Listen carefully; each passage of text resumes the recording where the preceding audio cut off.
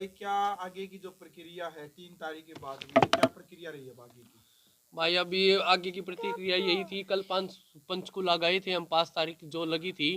वहाँ पे मेरी वाइफ नहीं आई थी, उसका मेडिकल लगा दिया गया था। और हमारी तरफ से मैं, मेरी मम्मी, दोनों बच्चे, मेरे पापा गए थे।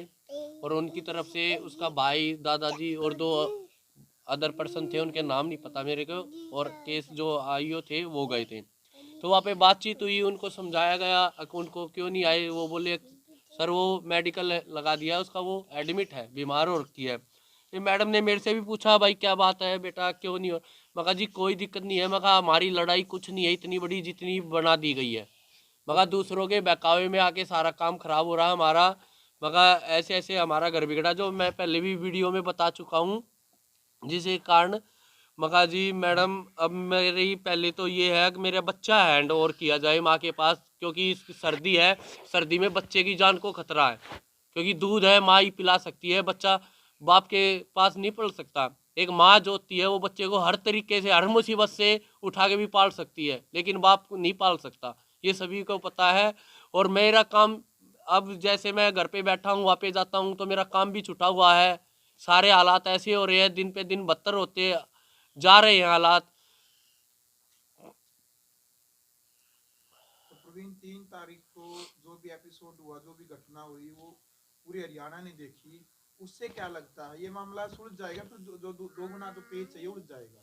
ये दुगना पेज तो ऐसे उड़े रहे हैं जो उनको भड़का रहे हैं। हम्म। अगर वो आके मेरे को ये बता देते, या मेरे को नहीं, मीडिया कर्मी भाइयों को ये बता देते ज्योति ऐसे ऐसे गिर गई है और उसका मेडिकल दे रहे हैं हम, तो इतनी बात होती नहीं ना। हम सीधा हॉस्पिटल में चले जाते, बेरा लेते उसका। जब हमारा जो मेन मकसद था वो तो हमारा सोल्व हो ही गया था, समझौता तो हमारा हो चुका था। उसके बाद तो कोई बात ही नहीं थी, बस इतनी बात थी कि उसको कोर्ट में आना था। और वहाँ पे लिखाई पढ़ाई जो भी हमारी शर्तें थी, उनकी शर्तें थी, वो वहाँ पे होती लिखी जाती, समझौता हो गया था हमारा। ये तो बात उन्होंने खाम खाई गुस्सा दिलवाने वाली बात तो उन्होंने कर दी ना, जो उनको उंगली लगा रहे हैं, भड़का रहे हैं उनको। अगर वो ऐसा ना करते, हमें बता देते, हमें नहीं मीडिया कर्मी को बता देते, तो वो इतनी बात होती नहीं, वहीं पे मामला सोल्व हो गया था। तो जो थाने में जो कंप्लेंट दी आपने 3 तारीख को देर शाम, जो कंप्लेंट क्या दी और क्या उसमें लिखवा गया है? कंप्लेंट दी नहीं थी, वो जो 112 कॉल की थी, उन्होंने आईओ का नंबर दे दिया था। उन्होंने वहाँ पे हमें सेटिस्फाई करवा दिया। अब वो एडमिट है हॉस्पिटल में, तो वह भी उसने सच्ची बोला है। उसने ये नहीं बोला कि मैं गिर गई थी, मेरा पैर फिसल गया था। उसने ये बोला कि मैं बेहोश हो गई थी। उसने यही बोला वहाँ पे भी, उससे हम सेटिस्फाई हो गए। और हमें ये पता चल गया वो एडमिट है, ठीक है, बेहोश होगी, क्योंकि वो ढंग से ना तो खा पी रही है, ना कुछ खा, कहाँ से खाया जाएगा जब 2 बच्चे माँ से दूर हो रहे हैं। 2 महीने का बच्चा कहाँ से, टेंशन तो उसको है। ये तो सभी को पता टेंशन है, कोई ना कोई मजबूरी ऐसी है जो वो बता नहीं रही है खुल के।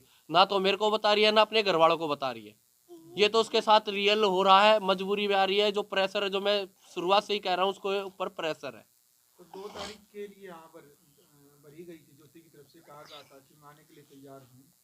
तो क्या उसके परिवार वालों का नैतिक फर्ज नहीं बना था कि मीडिया के साथियों को वो एक बार फोन करके कह सकते थे कि भाई ज्योति बीमार हो गई, ज्योति को चोट लगी है या हॉस्पिटल में एडमिट है?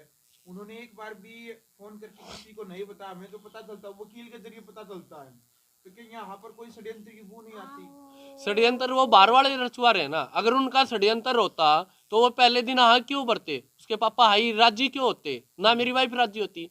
पर षड्यंत्र बाहर वाले रचवा रहे, जो उनके दादा दादी को अब और किसी को भड़का रहे हैं। पापा राजी हो जाते हैं तो दादा को भड़का देते हैं, दादा राजी हो जाते हो तो पापा और मम्मी को भड़का देते हैं। षड्यंत्र बाहर वाले रच रहे हैं, वो खुद नहीं रच रहे। क्योंकि मेरी वाइफ तो मजबूर होगी, अब कैसे निकलूँ यहाँ से। वो तो इस चक्कर में फंसी हुई है, वो तो एक बार आना चाह रही है बस। अगर ना आना चाहती तो वो कैमरे पे बोल देती। मजबूरी हो रही है उसकी तो। वकील का क्या कहना? अब खुद आके जो वकील थे वो कह रहे कि फ्री में केस लड़ेंगे हम आपका। हाँ उनका जी, क्या कहना अब? उनका मैं धन्यवाद करता हूँ। उन्होंने आके मेरे को आगे से यही बोला था, प्रवीण भाई देख, हम तेरा फ्री ऑफ कॉस्ट केस लड़ेंगे। हम तेरे लिए भी नहीं, तेरे बच्चों के लिए लड़ रहे हैं। मैं कहा थैंक यू सर, आपका धन्यवाद जो आपने इतनी सोची, वरना आज के टाइम पे कौन सोचता है। आज के टाइम पे कोई वकील नहीं सोचता, क्योंकि मेहनत वो भी करते हैं, आगे बच्चे उनके भी होते हैं।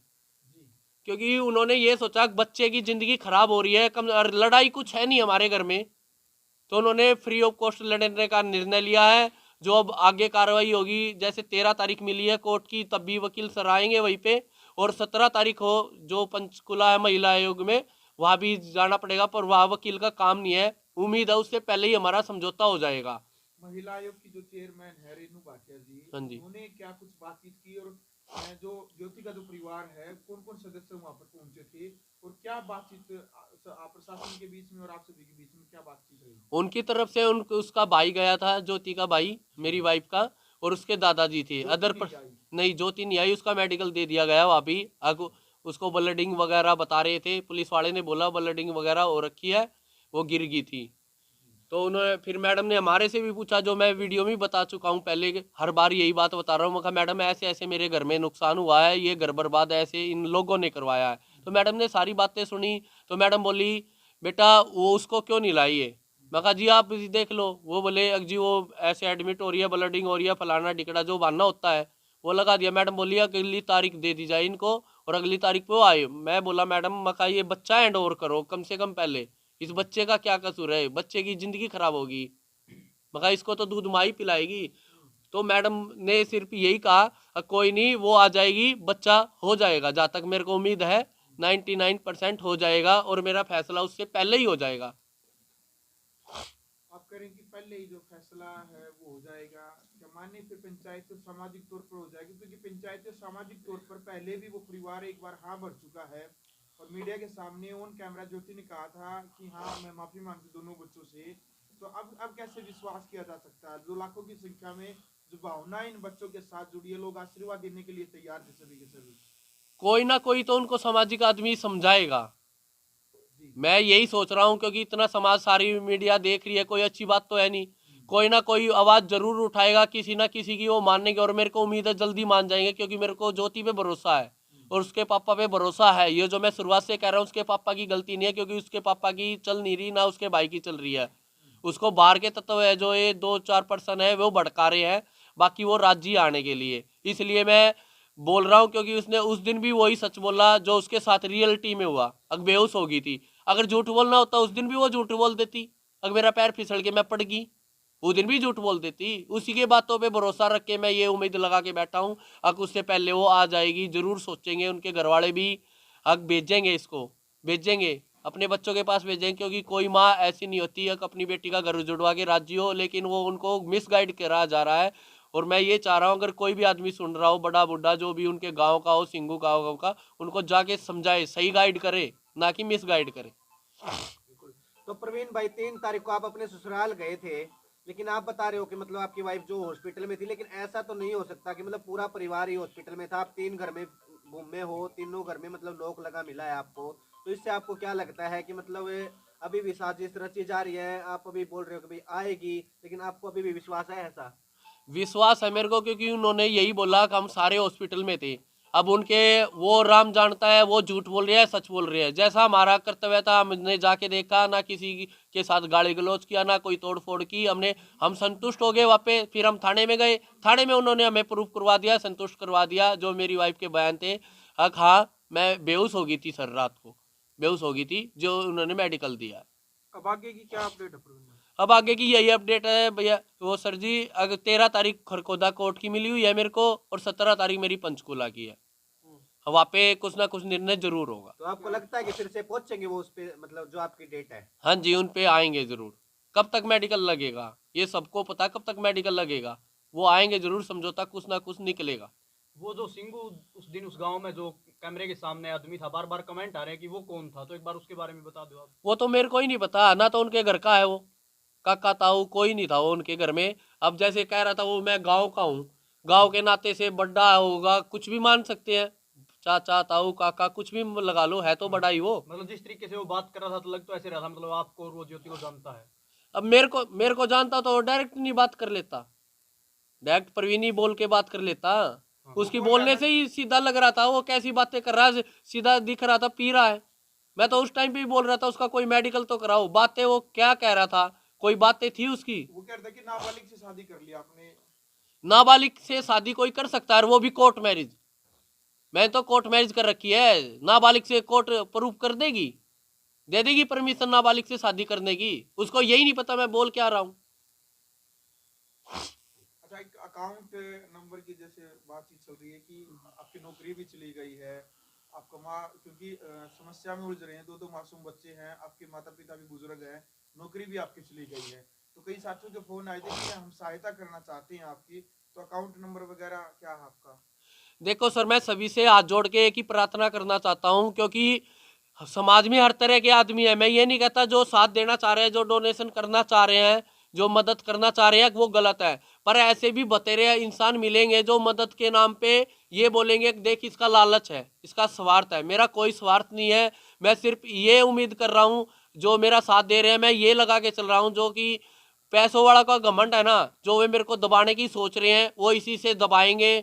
क्योंकि उसको पता है इसके पास पैसा नहीं आने जाने के लिए, इसका किराया नहीं हो पड़ पाएगा, ये पूरा कर पाएगा, गाड़ी का किराया नहीं दे पाएगा, पंचकुला कैसे जाएगा, एक बार चला गया, 2 बार चला गया, तीन बार बार कैसे जाएगा।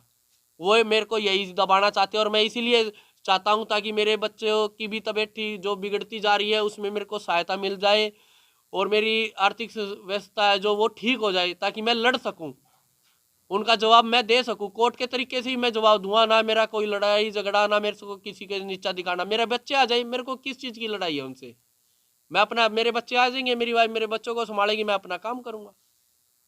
जी प्रवीण भाई, मतलब आज आपसे सुबह बात हुई थी, आप बता रहे थे कि मुझे अपने बेटे को लेकर जाना है। बेटे को क्या हुआ है आपके? बेटे को वो ये सर्दी हो रही है, छाती गिरी हुई है, सांस लेने में थोड़ी दिक्कत हो, जैसे दूध पी रहा है, दूध उल्टा गिर देता है। तो अभी डॉक्टर को दिखा के लाऊंगा, अभी धूप निकली है, अभी लेके जाऊंगा, सुबह बाप दी थी।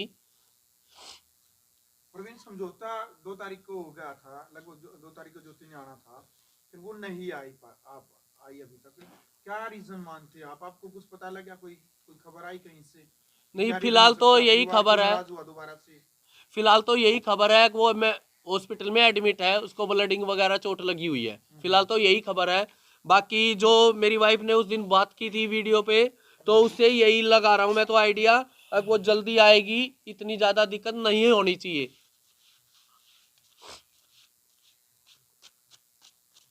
तो फिर अब आप लास्ट में क्या कुछ कहना चाहोगे, जो ये वीडियो देख रहे हैं और बार बार हमारे पास कॉल आ रहे हैं, उनसे कुछ कहना चाहते हो आप?